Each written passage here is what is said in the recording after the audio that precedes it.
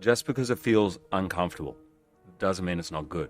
I think so often, not only on film, but in life, so I want to feel comfortable, but that doesn't always bring the best results.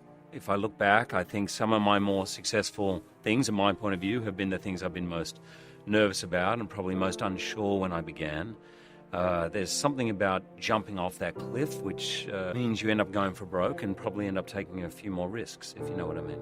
Where you want to get to in life is never as important as the way you want to live your life. What happened to me in film was it was random. It would appear sometimes, and that was something I'd never encountered. I understand if you're scared of heights, you're always scared of heights, but some days I'd be fine, and then some days I would just get nervous and then it'd get in my head. So I don't know if you guys know Anthony Robbins, you know, the motivational dude, yeah. Yeah, I mean, he does motivate. He's not really a motivational guy, actually. He's really quite brilliant in breaking down how we think, the patterns of behaviour we have. And so I met him, we were mates. I never went to one of his workshops, we were just friends.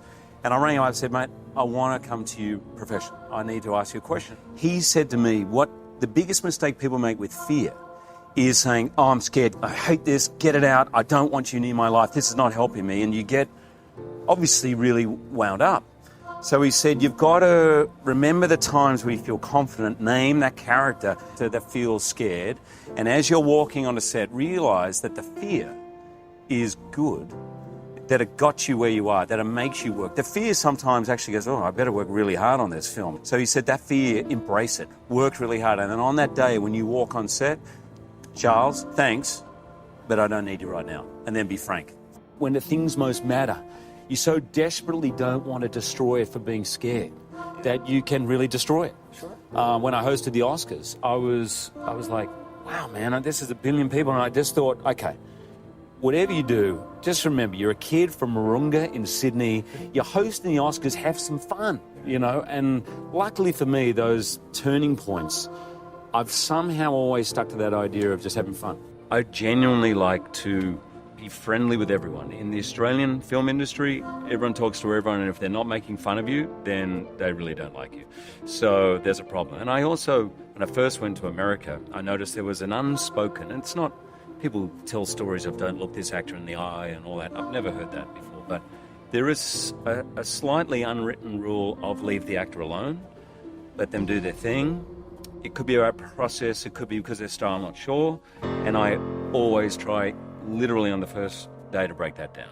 Because I feel self-conscious in that environment. I'd much prefer a grip, making fun of me, than calling me Mr. Jackman and then saying nothing until they say, thank you, it's been great working with you. You know, I much prefer to feel we're in it together. Because I didn't come into this business, my first job was 26, I did not come in fully formed.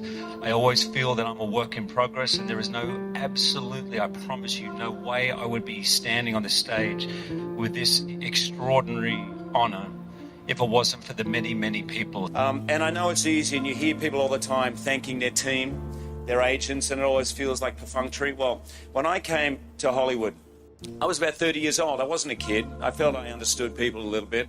I had no idea, really. I met 1,000 people. And 3 of those people I met are still with me today, 15 years later. And my whole approach to meeting them and trying to decide who I was going to work with was the Aussie good bloke rule, because I had no idea if anyone could do their job. I mean, everyone seemed great to me. So I just applied if they seem like a good bloke, if they seem like they're true to the word, if they seem like they're genuine, then I'm going to go with it. Raising 5 children alone, there must have been some system of organization. Now I find it hard to believe how well organised it was. It was chores written up. We had chore sheets. So 5 kids, 5 work days to the week. The weekends were a little different, but so once a week your job would be the dishwasher. Once a week would be dinner, so you cook dinner. Once a week would be the lunches. Once a week would be the washing. Monday nights would be the communal clearing of the clean washing on the table. Saturday mornings we had chores. Sundays was always Dad observed the Sabbath, so we had to go to Sunday school, and then we had Sunday lunch. It was very, very organised. And from age 8, I was doing my own washing, ironing my own clothes. I mean, I'm sure there's other kids who did it, but to me it was normal. to this day, if someone cooks for me, I automatically get up to clean, because if you cook, you don't clean. If you clean, you don't cook. And all these things that I learned from my dad, and it was just survival for him. You know, he had 5 kids and a full-time job. Everyone had to pitch in and do something. He had 5 kids, a full-time job, and he traveled. Yeah, he traveled. I think I started acting to try and work myself out. I don't think I ever thought about becoming an actor. I stumbled into an acting class, and I remember thinking, hey, everyone should do this. This is kind of the breathing, the learning to just let go of yourself, have fun, learning to trust your instincts and not be afraid of what other people think about that. These are tools for life. I probably thought that was going to be the end of it. It's like a good self-help class, you know.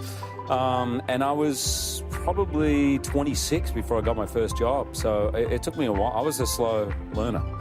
Well, in general, when I was younger, everything, if I can be critical of myself, just mattered too much. I mean, not just acting.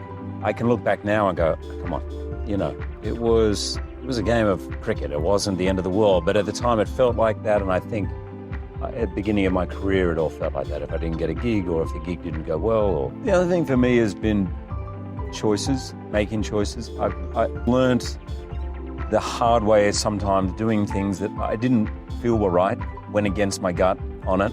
That's hard, and I really try to avoid that now. Even and actually, failure, if you really believe in it, when you say yes, is fine. I'm with you. If you know why you did things, Right. and you're kind of pure and you're in that, you can live whatever the outcome is. Yeah. Because you can't control everything. Right. So you can only control your intention.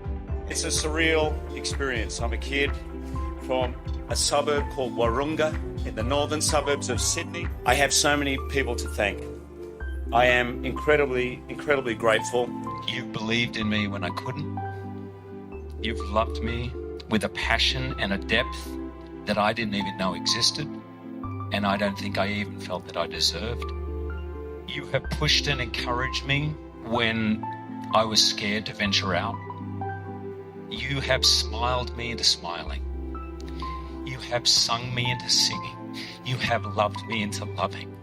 And like everything I do in my life, I share this with you. I love you. Thank you all.